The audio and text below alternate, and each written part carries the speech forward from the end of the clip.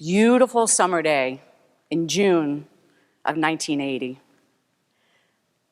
I had been going to the mailbox for weeks, anticipating that letter, waiting for that letter, and to that day it came from the University of Medicine and Dentistry of New Jersey, the School of Allied Health Professions.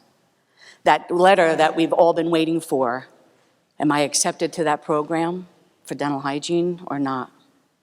So I opened that letter. Congratulations. You've been admitted to the dental hygiene program. 450 applicants, and I was one of the 24 that was accepted. I was floored. Me, of all people? How did I get into dental hygiene school? But I dove straight in. I loved every minute of it. I nailed all those technique tests. Do you remember those technique tests that you had to take? You had to show proficiency in using that Gracie, that Columbia, and your sickle scaler. I nailed them all because I loved it.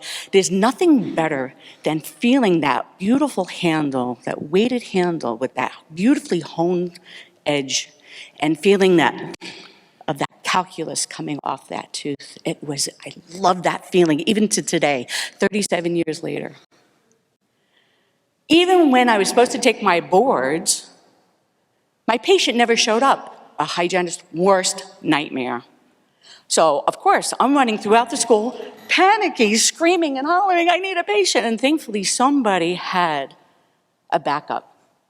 So now I'm already running late, so I had to recalibrate that patient. I had to get all the information, write it all down, and still do my part that I was supposed to scale.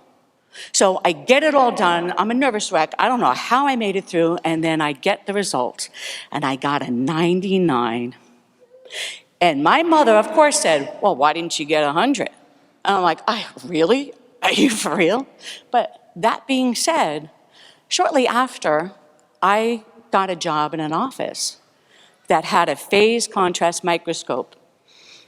And I quickly learned that's not all that it was.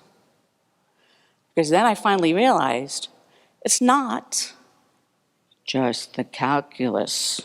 It's not just the calculus. It's also that biofilm, those bad bugs that are in the clavicular space that is causing that inflammatory response, which is going to cause that host immune response. So if we're not looking for these bugs in the clavicular space, how are we going to really get our patients healthy? I could scale from today to tomorrow until the cows come home, but if I'm not modulating that biofilm along with my scaling, I am not going to get full response. When my patient leaves my operatory, he already has pellicle on his teeth. Within 1 hour, 60 to 90% of a pristine surface already has like cytocaptophagia or porvatella on it.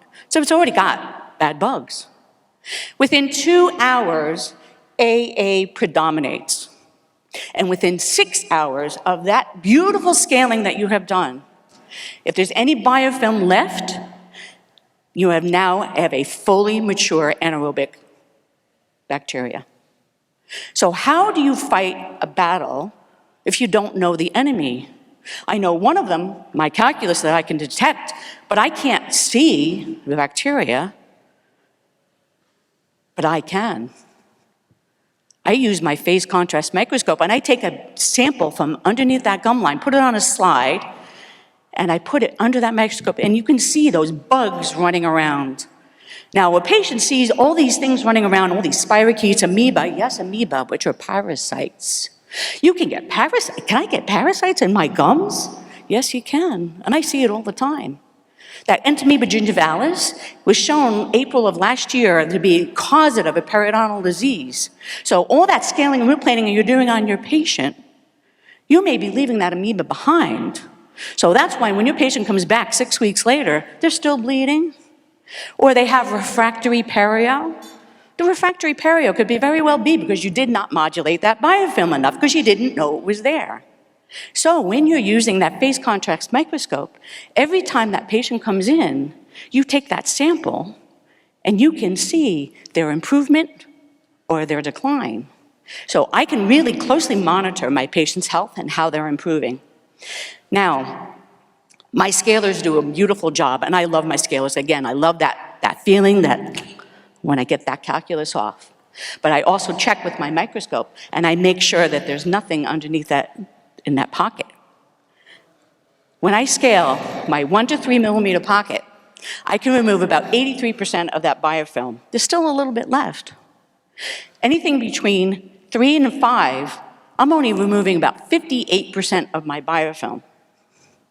Anything over 5 millimeters, you are only removing 11%. So if somebody has a 5 millimeter and higher, they are diseased.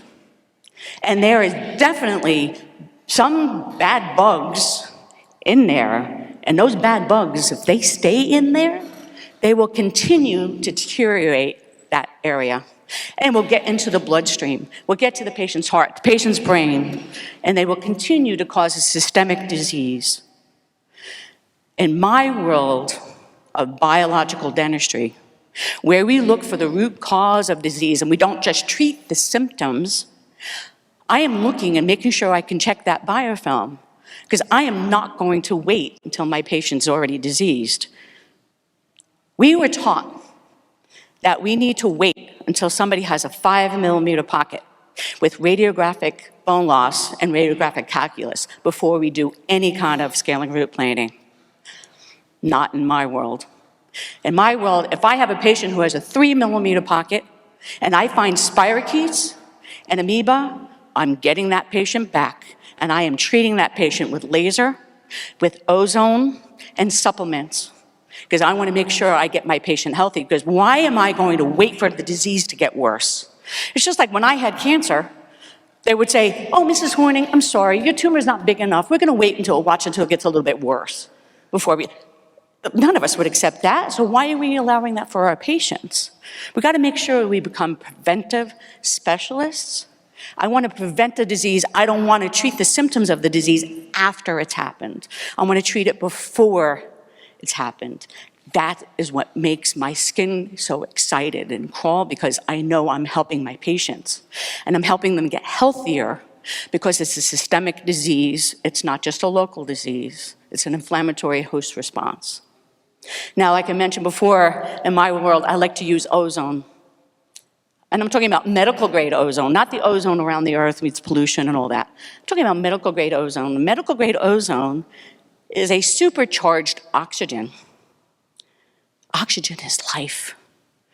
Oxygen helps feed our red blood cells, makes them healthier. It helps the body heal itself. The ozone not only is healing, but it kills bacteria, viruses, parasites, and fungi. So not only am I modulating my biofilm, I'm killing all the bad bugs. The ozone at the same time will help increase the function of the mitochondria of the healthy cells. So at one part, I am reducing the pathogenic load. At the same time, I'm increasing the immune response in the body. So you're reducing the pathogens and increasing the immune response. Your patient can only get healthy.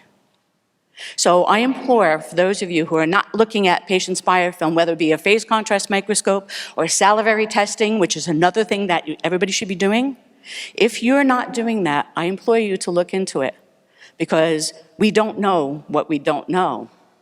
And I didn't know until I left school and found this microscope. It changed my world forever. Thank you.